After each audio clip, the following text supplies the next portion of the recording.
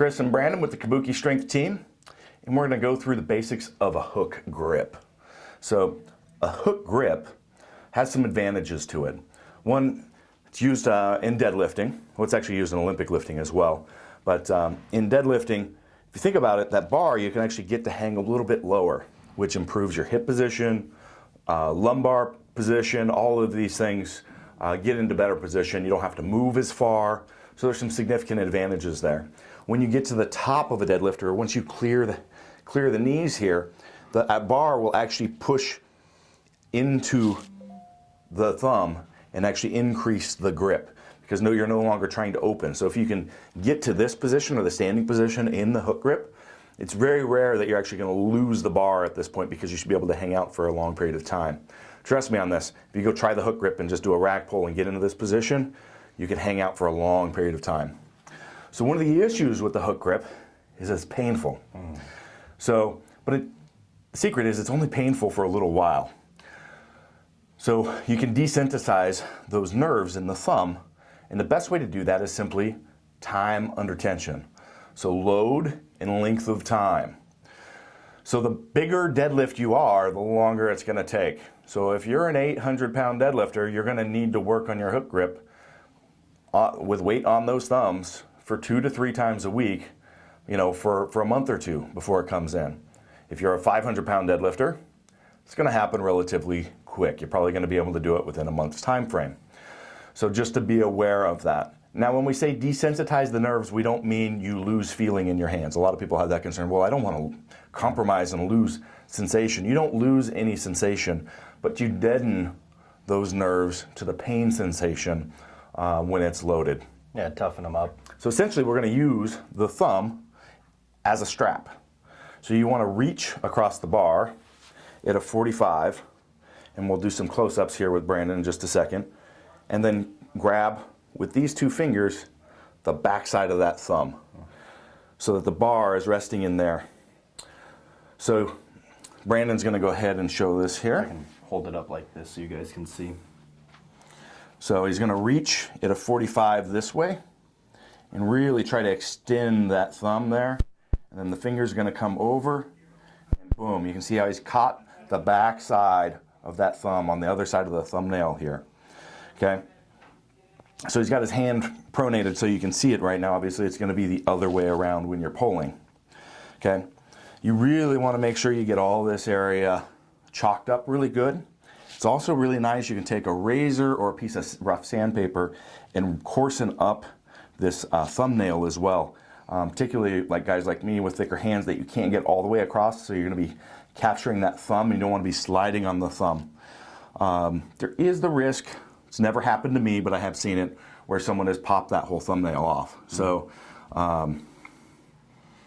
that is essentially how we grab the hook grip. So both sides, boom, boom, and then we grab it. So it obviously takes a lot of time and dedication to master that hook grip. If you're starting early as a lifter, you can get it right up front. It's not something that you're going to want to do a lot of repetitions with because you have the risk of tearing that thumb up. So it's typically, if you're doing hook grip, what you do is actually use straps a lot in your warm-ups and maybe then add it in as you're in your later sets, because you're not going to want where you're doing singles and doubles and that of that nature, because it's not something that you're going to be wanting to do 5s and 10s with on the hook grip. But you're going to need to do it at least once you master it and you got it. Don't stop doing it. So you want to do this at least once a week, because if you start and you all of a sudden you don't deadlift for a month, all of a sudden you're going to now have to walk through this process again of getting those nerves desensitized. You could also check out our video on hangs, because that's an effective way to keep the hook grip up, because you can actually practice the hook grip on a double or single arm hang.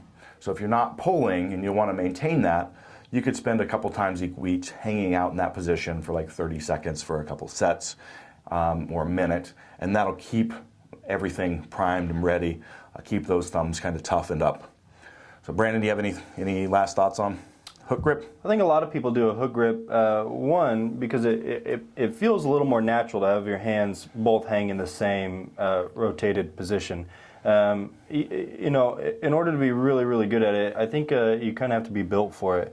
You know, people who have longer fingers will generally take the hook grip really, really well. If you have shorter fingers, it might be worth trying out, but it might not be for you long term. People who have had bicep injuries tend to favor the hook grip long term, but if you can do it, it's a fantastic tool. Yeah, great point. So when you're in this double over with the hook grip, you remove any of that tendency of losing that bicep in the deadlift. So that's a great position to be in. You're spot on with you're either built for it or not. Yeah. You know, I said it takes months possibly for an 800-pound deadlift. You know, I've had people with really long fingers. One of our teammates said, hey, I want to try that. Had 715 on the bar, walked over, just did it, first hook grip ever, because it's massive long hands where it's taken me a long time. Yeah. Years I'm still trying to master it because I have Shrek hands, these short, fat hands that actually don't allow me to actually get and capture the thumb. So technically I can't actually do a hook because I'm not actually hooking it. It's a double overhand where I'm touching my thumb. Yeah. So that's one thing to kind of play around with. But don't give up on it early. It does take time. So if you do it, just don't jump to the conclusion, oh, this isn't for me. Yeah. Because that's going to be everybody's initial reaction when they first do it, because it's going to hurt. No one will take to this immediately unless you're, you know, have freakishly long hands. Even then, it's going to hurt. Yep. You know? All right. So have fun with the hook grip.